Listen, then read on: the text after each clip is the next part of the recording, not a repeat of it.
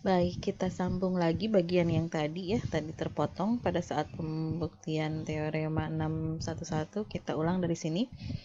Jadi, teorema baik tadi 611, 612 maupun 613 ini sifatnya biimplikasi, if only if, jika dan hanya jika.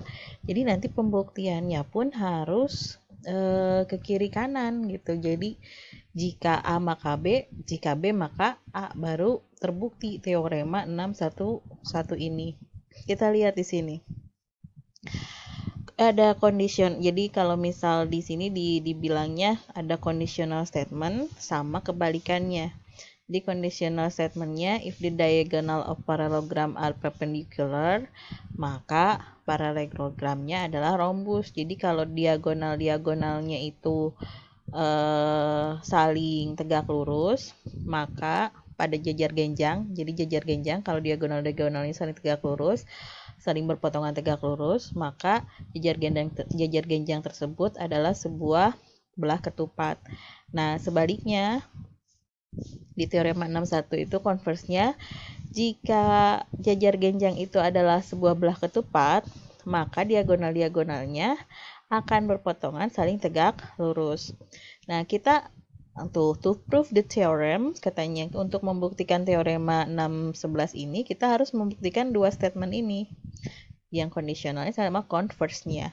Nah, yang example 4 atau contoh 4 ini, kita mau membuktikan yang converse-nya gitu. Jadi diketahuinya itu bahwa jajar genjang ABCD ini adalah sebuah rhombus atau belah ketupat. Kita bisa lihat di sini.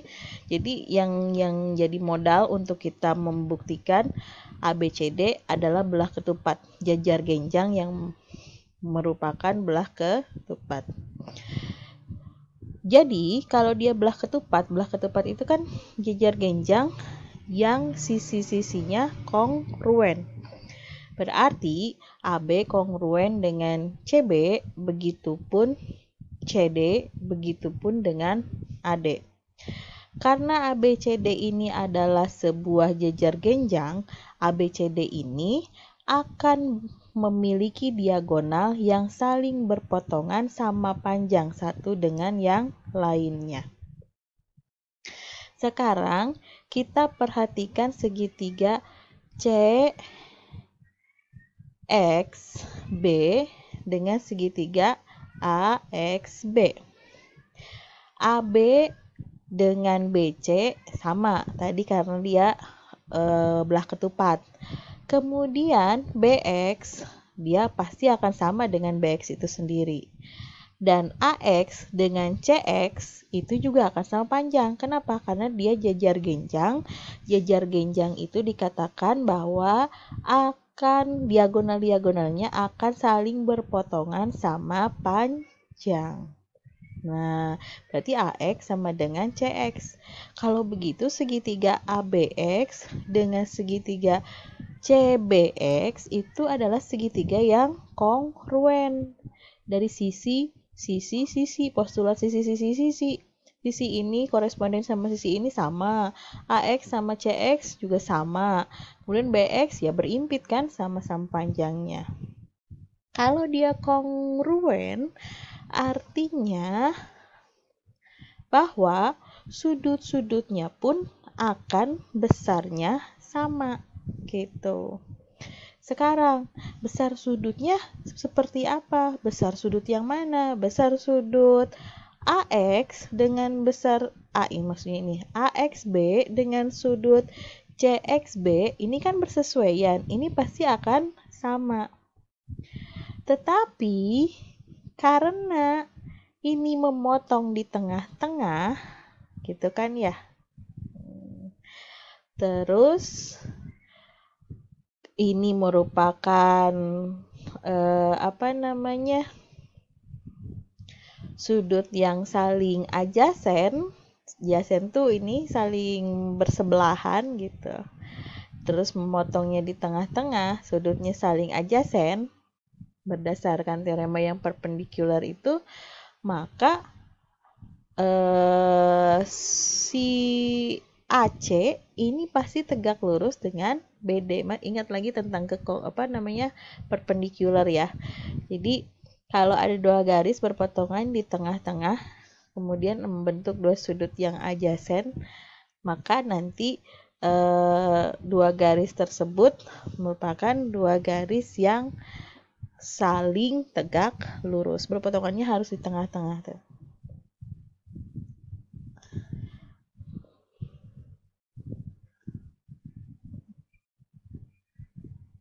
Sorry, kebalik. sorry. Ini kan sudutnya sama. Dia adjacent. Dia merupakan sudut yang berpelurus. Sudut sama, sudut berpelurus 180 derajat. Berarti sudutnya masing-masing adalah 90 derajat. Sorry yang tadi salah. Ulangi lagi ya. Kenapa dia bisa tegak lurus? Segitiga ABX tadi berdasarkan sisi postulatnya kongruen dengan segitiga CBX. Berarti sudut-sudutnya sama kalau begitu. Sudut AXB sama dengan sudut CXB. Nah, sudut ini adalah sudut saling berpelurus. Dia merupakan sudut yang saling adjacent, saling berpelurus, saling adjacent. Berarti besarannya 180 bagi 2, berarti masing-masing 90. Jadi dia memang saling tegak lurus karena memang berpotongan membentuk sudut 90 derajat. Oke, yang contoh 5 ini pembuktian sebaliknya. Jadi kalau diketahui dia paralelogram atau jejar genjang, kemudian diketahui bahwa AC ini merupakan garis yang tegak lurus atau segmen yang tegak lurus dengan BD, akan dibuktikan bahwa ABCD adalah sebuah belah ketupat. Nah, ini pembuktiannya menggunakan koordinat. Jadi kita coba gambar di sini. Kita gambar AC, kita juga gambar BD. Dua-duanya saling tegak lurus. Kemudian kita mau gambar ABCD. Misalkan A itu di sini ada pada koordinat 0, A. Kalau B karena dia ada di sumbu X, B, 0. Kalau C karena ada di sumbu Y, kita buatkan jarak 0 ke C, titik 0,0 ke C itu sama dengan dari 0,0 ke A. Karena di sini karena dia kan paralelogram ya, jejar genjang. Jejar genjang itu diagonalnya berpotongan sama panjang. Artinya apa? 0 ke A dengan 0 ke C itu harus sama panjangnya. Begitupun dari 0 ke B ke 0 ke D. Jadi makanya di sini B, 0 berarti di D negatif B, 0. Nah, yang mau kita buktikan bahwa panjang AB, panjang BC, panjang CD, dan panjang AD ini sama. Tinggal pakai rumus jarak aja. Yang X1 kurangi X2 kuadrat ditambah dengan Y1 kurangi Y2 kuadrat. Di sini kita lihat nih. Ternyata AB akar B kuadrat ditambah A kuadrat sama semuanya. Jadi ketika dia paralelogram, terus dia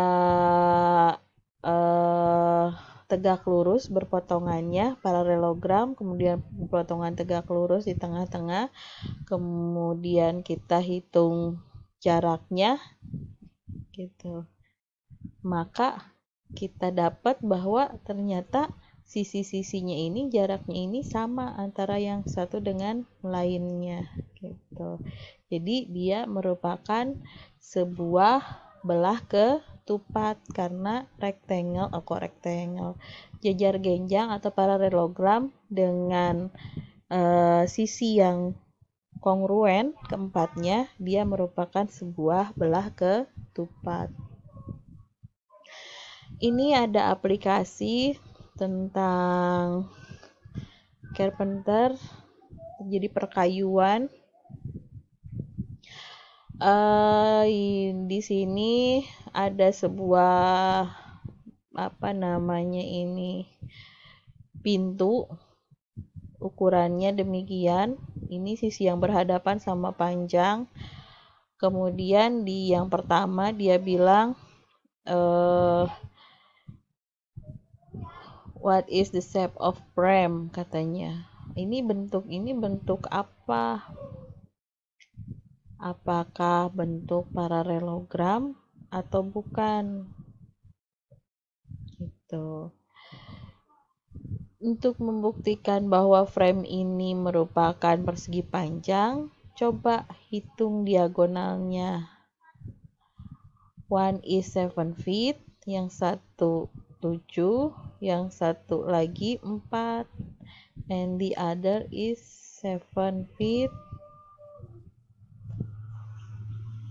Oh, ini yang satu itu 7,4 inci, 7 kaki 4 inci, yang satu lagi 7 kaki 2 inci katanya. Jadi diagonalnya ini tidak sama panjang, meskipun sisinya yang saling berhadapan ini sama panjang. Mungkin saja dia sudutnya berbeda gitu.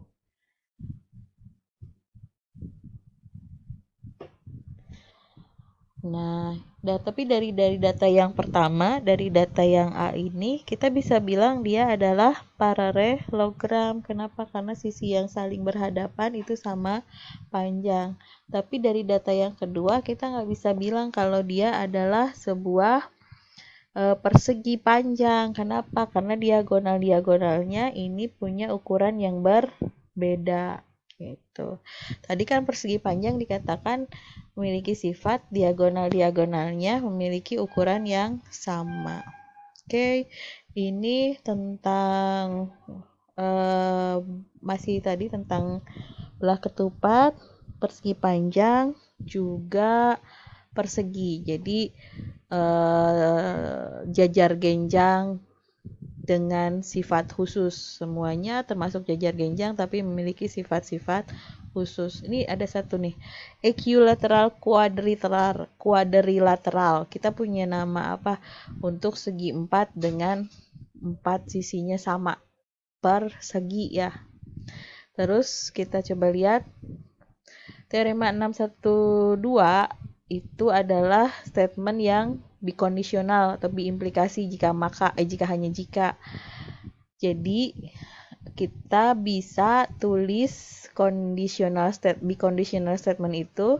Jadi teorema statement yang biimplikasi itu menjadi conditional statement sama converse-nya gitu. Jadi implikasi dan converse-nya. Kemudian di sini sama kayak tadi yang example berapa nih? 4 dan 5. Jadi kita disuruh melihat dua sisi pembuktian untuk yang 6.12 gitu. Kalau di sini di guide praktis. Kemudian di sini kita disuruh mengecek skill kita sudah sampai mana. Rectangle is a parallelogram. Always. Apakah betul rectangle itu persegi panjang itu adalah parallelogram? Ya, gitu kan ya. Karena rectangle ini merupakan jajar genjang yang punya sifat khusus. Rectangle is rhombus. Belum tentu ya. Kenapa? Karena rhombus itu harus memiliki sisi yang sama. Rectangle yang rhombus itu hanyalah persegi gitu. Paralelogram adalah belah ketupat. Belum tentu juga, karena ada paralelogram yang bukan belah ketupat. Jajar genjang itu nggak harus sama sisi-sisinya. Square is rectangle. Betul, karena square ini pasti punya sudut 90 derajat titik-titik sudutnya gitu. Jadi ini rectangle is parallelogram always, rectangle is rhombus itu sometimes, parallelogram is rhombus itu sometimes, square is rectangle itu always. Oke, terima kasih. Kita lanjutkan nanti ke part berikut.